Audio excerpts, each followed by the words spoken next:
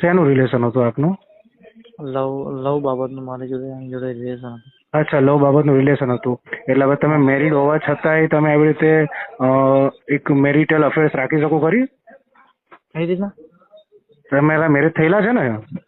હા, મારા મેરેજ થયેલા. તો તમને ખબર છે કે તમારા મેરેજ થયેલા છે તો હિન્દુ મેરેજ એક્ટ મુજબ આપણે બીજી કોઈ છોકરીની સાથે અફેર ના રાખી શકીએ.